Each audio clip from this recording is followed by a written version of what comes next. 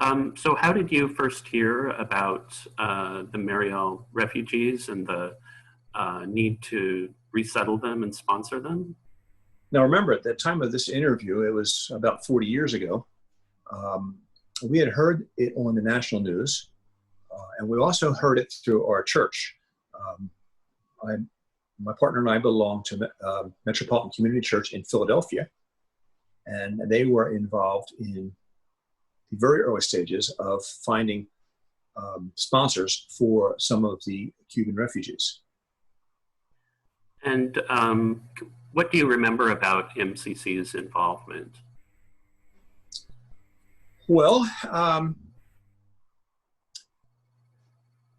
we had a pastor and a co-pastor who were partners, domestic partners. The pastor's name was Reverend Frank Crouch. His partner was Reverend Bruce Hughes. And Reverend Bruce Hughes was involved at the fellowship level, that's the denominational level, when the call came out that Cuba was releasing a large number of prisoners, and they were also forcing out a good portion of the gay and lesbian population. So we heard about it directly from Reverend Frank and Reverend Bruce, and I would guess it was from the pulpit that they said they were looking for sponsors for refugees. I believe there was a local office in Philadelphia. I do know that Reverend Bruce Hughes commuted back and forth to Fort Indiantown Gap, where he had an office. So he was actually on site at the refugee. I don't want to call it a refugee camp. That sounds oppressive, but this was where a large portion of the refugees went after they arrived in this country. Our involvement numbered 4 refugees that we sponsored. We had agreed to sponsor one.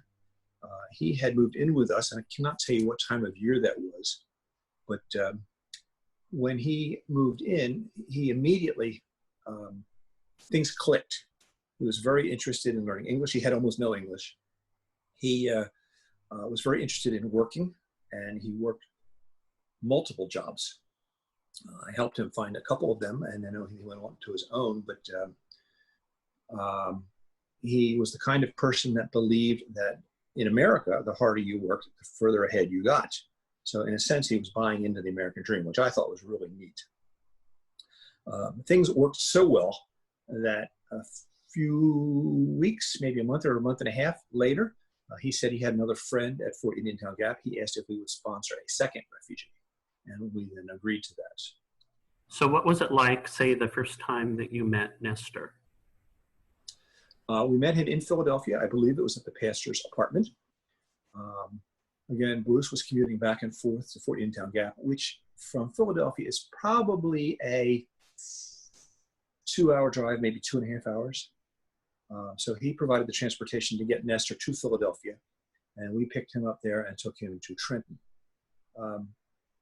Nestor had only a smattering of English, so communication was difficult. I had 3 years of Spanish in high school, which, believe it or not, was very helpful. My partner knew no Spanish, so there was a steep learning curve. But Nestor was very willing to learn, and we were very willing to help.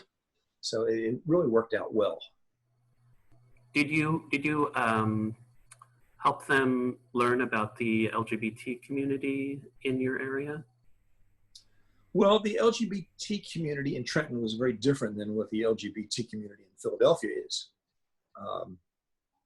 There were a couple gay bars. I'm sure there still are a couple gay bars in Trenton, and I do believe we had taken them there. But the focus was more getting acclimated to what America was all about.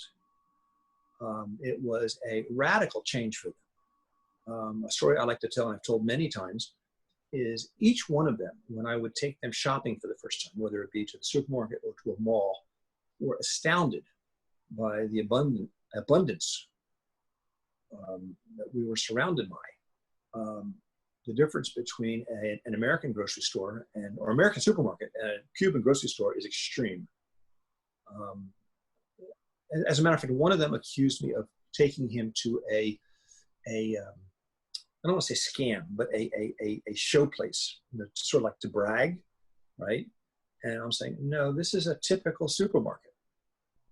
But to see the expression on their faces when they encountered this, I mean, it was just like wide-eyed. I couldn't believe that there was this kind of product available. And we, as Americans, take it for granted. This is what we do. I was in the supermarket business for many years. Actually, at that time, I was in the supermarket business.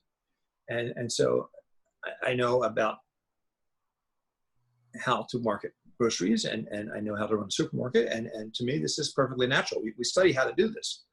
But to them, their interest, their focus, or not their focus, but their experience had been mom and pop grocery stores with, a half a dozen bags of sugar or flour and a few packages of meat in a broken down refrigerated case. They had not seen, they had not experienced anything like the economy that this country has. And when you look back on this, how do you feel about it? What's your general sense? My husband and I, from a very early age, had always been involved in social justice issues.